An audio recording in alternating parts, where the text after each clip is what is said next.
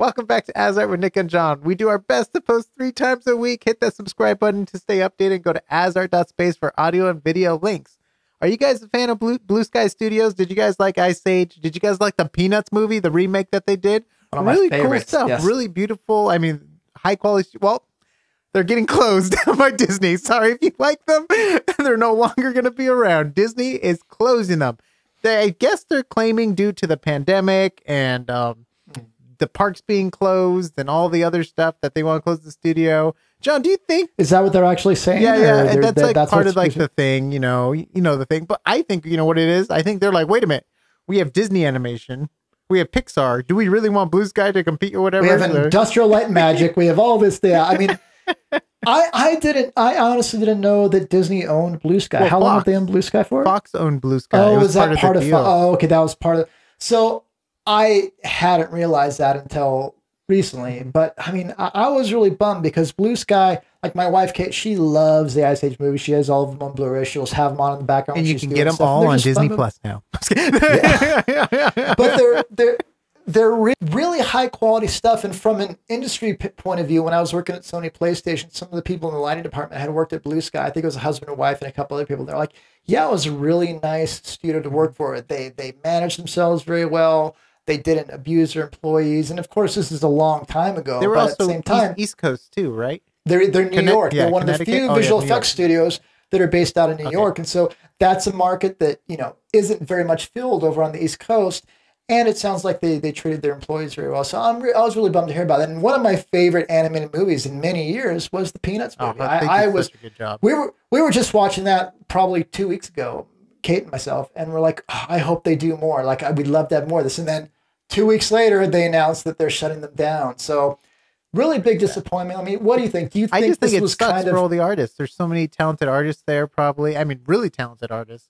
And relocated to the East Coast. Yeah. I mean, now, yeah. I mean, they're probably going to be fine, probably getting a job, but I don't know what budgets are like now because of pandemics and how they're going to restructure stuff. Because maybe animated movies don't make as much now when they go on streaming compared to theaters or something like that. I mean, I don't know what the whole scenario is going to be like, because, the reason why kids' movies did so well was because you always were guaranteed at least 2 tickets because the kid could never go alone. The parent would have to go with them. It was like, oh, cool, you're doubling your money right away when it goes in theaters.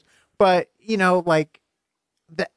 was a point, though. Do you remember when it was like DreamWorks, Blue Sky, and Disney, and then you had Pixar? There was like a feature animated movie like every month that was coming out. It felt like there was Panda and this, where it almost saturated the kids market. Because what parent has the money to go to the movie theaters once a month where it's like $100 and something, dollars if you have a family or whatever, and everyone, it gets expensive, and then you have to get them all hopped up on sugar. Yeah. So basically, what happened, I feel like, once everyone was like, "Oh, look at this market," and then like everyone kind of went into the market, I think that kind of diluted, the value of animated kids movies. But yeah, it's tricky because who knows how long this is going to... I mean, by the time you're watching this, if you're finding this later on down the road, the pandemic might all be over. You're like, oh, what a silly period of time. That's all over. But right now, tough, you have to figure huge companies like Disney have to plan on it being like this for a while. And we have no idea how Blue Sky was doing before. I don't know if they had projects that were already in the works and if those are getting John, there was one. It was about a character that was able to shapeshift. And I think they were 10 months in and they completely canceled the product. Wow, 10 months in. Well, I mean, I can't remember how long it takes. I mean, what would you say, 2 to 4 years to make a animated? I mean, it might be longer than that. I don't know. The story was probably pretty much dialed in at that point. Oh, I'm sure. Before they started, they probably have all their pre-production done. So, I mean, that's a bummer because that could have been really fun. I don't know how long it's been since their last release. Obviously, the Peanuts movie was the big one that I remember. The last one was Spies in Disguise. It was Will Smith and the dude, the new Spider-Man kid. Will Smith basically he drinks like some kind of potion and he turns into a pigeon. He's like a pigeon spy.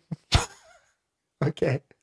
Well, anyway, it flopped, they put out some really cool stuff. I don't think it did well because of the pandemic and everything, and it didn't make back what it thought it was. Well, and that's one of the big problems when companies are bought, especially conglomeration, and you're starting to merge studios and stuff like that. Is they say we're not going to affect your day-to-day operations. That's true until they have their first, breakage or fire. Right? Yeah, and then they're like, all right, we need to make changes. And I can't I can't even tell you how many times just in my lifetime that I've seen my favorite companies get bought up. They say, hey, this is for the betterment of the future. The company would have access to all kinds of assets we wouldn't have had access Yeah. to before. And then at first they think it's all great. And then after that, it's just, well, now they're changing everything, or the morale wasn't the same, or we don't have the same freedoms. And Hmm. the company ends up going down, or all the people transfer out because it's not the same anymore. I don't know if that's the same thing with Blue Sky, but big companies have to look at the bottom line. They have to say, okay, we have to be true to our shareholders, and our stocks and things like that. We have to try and keep the company growing. And one of the things is they have to cut their losses. And unfortunately, sometimes that's at the expense of very, very talented people. And Disney's kind of Blue known for Sky- this too. Like I think it even happened with the parks. Like after Disneyland Paris, like that was the most expensive Disneyland park because it was Paris. They're like, oh, we have to have cobblestone and real marble. They went like all out for like and they flopped in Paris. Like it didn't make as much as they thought it was gonna make. So when they did like California Adventure, they were just like cutting back, and everything was like cut in half, and those parks aren't doing as well. And like Disney California Adventure, no one really understood the theme originally. Like, what is this? There's a sun at the intro. Is this like a postcard? And like, it was really like, well, they kind of just like, got some bubble gum and like cut out some papers. Like, and like, oh, this would be good here. This would be good here. But then when they went back and they like updated it, it was like a big improvement when they did Cars Land, and they went back and they redid Main Street. And, so now they're doing the right thing and putting in the actual quality and stuff like that. But Disney's known for like freaking out, cutting, removing artists, and then realize that, oh, artists are what really make us money. Because, the whole thing's about design and movies. Like, they rely heavily on visual artists. I don't get me wrong. There's probably great accountants and people that can maneuver and stuff, but like Pixar's known, or Disney is known for its creativity, right? When it comes to movies, to parks, and also being like immersed. And the only way to be immersed, you have to have someone design everything. You know what I mean? Like everything's designed, even to the part where they put out fake smells in the park to get you hungry so you can buy a corn dog or whatever. So anyways, Disney rant. Well, I feel like that's true of big companies. If you think of big companies in technology space, you have Apple, you have Microsoft, Google, Facebook, and Google. And Google just shut down their Stadia system, which is where you could play games streaming, and that had hardly been around at all. Microsoft has shut down, like they had one of the best portable MP3 players when those were popular, called the Zune, and supposedly I never had one, but as far as audio quality, they were way better than iTunes. But as far as the user interface, not the same, and they didn't market it the same, so they discontinued it like 3 times. They'd bring it back, discontinue it. They had the same thing with their Windows Phone, which held a lot of promise. And even Amazon had their Amazon phone. I think it was a Fire phone or something.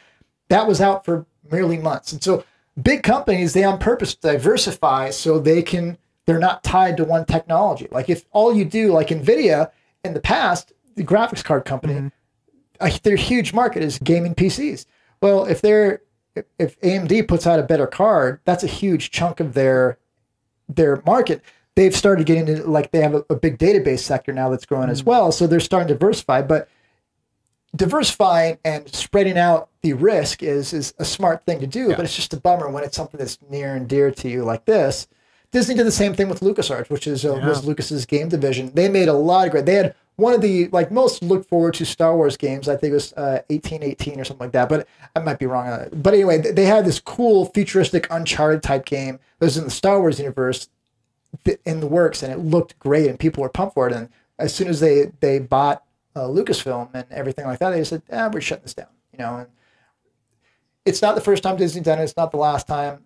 We're bummed about it because we love the industry and we love Blue Sky stuff, but at the same time, it's like, just really bad. You can understand. So, I mean, hopefully the people that are living and working out in New York at Blue Sky right now don't have a hugely hard time finding their next gig, because they might have to relocate to the West Coast or Canada, Montreal or whatever like that. But at the same time, I think there's a lot of commercial studios in New York, so maybe they have places they can jump to with that. But and everyone's kind of working remote right now too, so it might be doable into a transition, depending on the studios. I don't know what certain studios are doing, but there is the possibility. Like, one thing that I really gave Disney credit for is they tried not to lay anybody off, because they didn't know the pandemic was going to go this long. So they try not to lay anybody off or cut anybody's pay.